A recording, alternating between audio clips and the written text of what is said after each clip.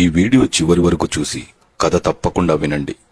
ఒక అడవిలో చెట్టు పైన కోతులు నివసిస్తుండగా ఆ చెట్టు కింద తల్లి పులి పిల్లల్ని వదిలేసి వేటకు వెళ్ళగా వాటిని తినడానికి వచ్చిన పొడవైన కొండ చిలువ పులి కూనలకు దగ్గరగా చేరుతుండగా చూసిన కోతి ఆ పిల్లలను రక్షించాలని ఆ తల్లి పులికి వినపడేలాగా శబ్దాలు చేస్తూ చెట్ల కొమ్మలు ఊపుతూ శబ్దం చేయగా అది గమనించిన పులి పిల్లల దగ్గరకు చేరుకొని కొండ చిలువను అక్కడి నుంచి తరిమేసి పిల్లలను రక్షించుకుంది.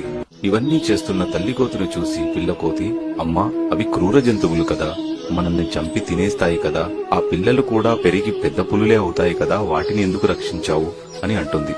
అప్పుడు ఆ తల్లి కోతి, బాబు, ఆ క్షణంలో నేను సాయం చేస్తుంది శత్రువుకా మిత్రువుకా అని చూడకుండా కేవలం తల్లిలా ఆలోచించి మరో తల్లికి కడుపు కోత ఉండకూడదని సాయం చేశాను అని అంటుంది.